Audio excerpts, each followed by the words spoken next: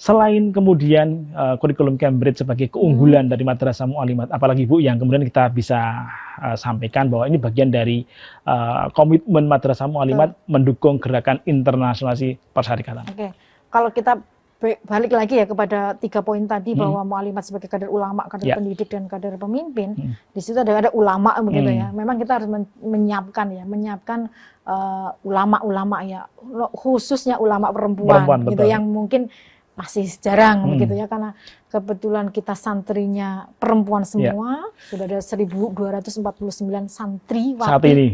1.249 yang saat ini mukim di Madrasah Mu'allimat. Semuanya mukim di sini. Kalau kita hitung dengan alumninya sudah berapa Bu?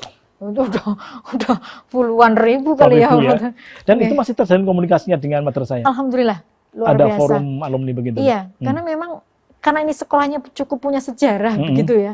Dan kelekatan dengan Muhammadiyah cukup tinggi gitu ya. Betul. Dan memang alumni-alumni ini cukup kontributif lah ke Mu'allimat ya. Mereka memiliki pengajian yang rutin gitu ya, juga ada.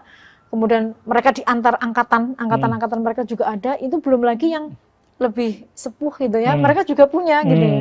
Sehingga mereka tetap terjalin dari yang sepuh sampai yang cukup muda. Iya, karena kalau kita berbicara mengenai alumni, tentu alumni yang pertama dari tadi sebelum bernama Madrasah Mu'allimat itu saya kira saat ini sudah juga yang meninggal dunia tentu ya. Karena dari tahun berapa itu. Baik, tapi kembali kita. Jadi internalisasi tadi seperti apa Bu yang dilakukan yang tadi kan sudah Cambridge ya, kemudian karena ulama tadi memang yang kita memang sedang mengusahakan.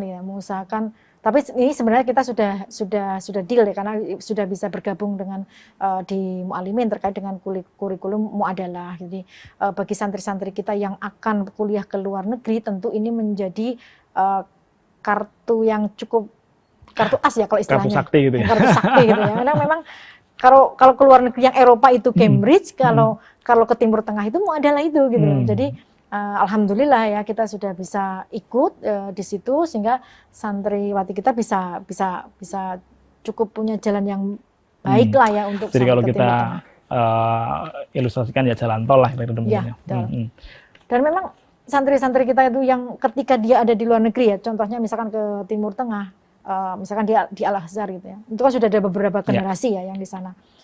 Memang anak-anak kita selalu menjadi pionir.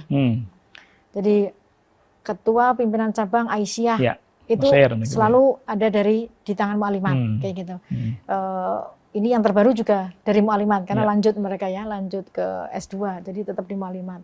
Kemudian ini beberapa santri akan menyusul itu juga sudah bersiap-siap, dan semakin ke sini yang mengarah ke sana. Jadi kita tuh seperti sudah dan kita pahamkan kepada anak-anak untuk harus mulai fokus, kalau yang mau ke Timur Tengah siapa, yang mau ke Eropa siapa gitu ya, itu harus sudah fokus dari awal. Proses untuk kemudian melakukan verifikasi begitu keminatan itu sudah jauh hari ya. Iya, jauh itu hari. Di aliyahnya ya. Iya, tingkat aliyah. Tapi memang kalau kelas 3, kan kita 6 tahun ya. Enggak boleh 3 tahun. Jadi kita prosesnya 6 tahun.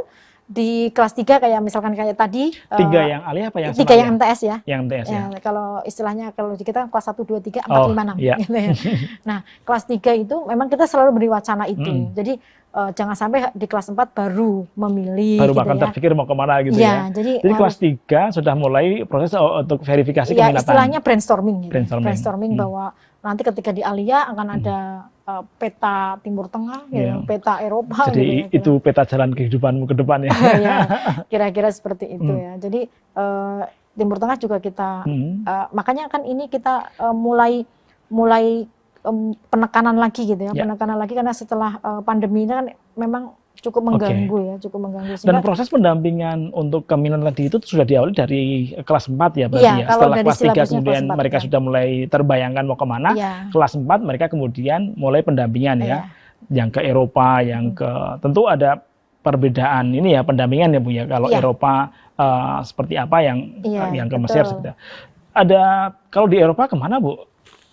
Mereka rata-rata ya kalau nggak Singapura gitu ya, masih Australia begitu ya, kira-kira masih sekitar situ ya, karena mungkin melihat kakak-kakaknya ya, kakak kelasnya ada di mana begitu ya, biasanya kan begitu. Gitu. Betul-betul. Kalau yang fenomena baru baru tapi lama ya mungkin ya. Ini yang ke Cina juga mulai banyak. Jadi ada anak yang memang ke Taiwan pokoknya gitu ya. Cinanya ya. Cina Beijing misalnya. Memang mereka tuh sudah jadi sampai belajar, kalau anak-anak sekarang itu sukanya Korea gitu ya, bahasanya Korea. Dia tidak, dia belajarnya bahasa Cina. Cina ya. Pokoknya bahasa Cina, dia ngikuti kursusnya juga sudah kursus Cina, universitasnya apa yang di Cina dia sudah punya.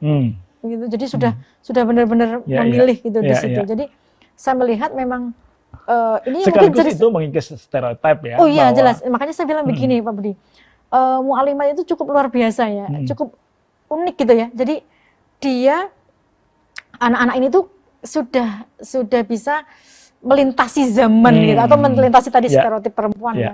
Mereka keluar negeri, pilihan jurusannya itu bukan hanya pilihan jurusan. Kalau dulu mungkin jurusannya yang agak ke putri gitu ya, dalam perspektif masyarakat gitu.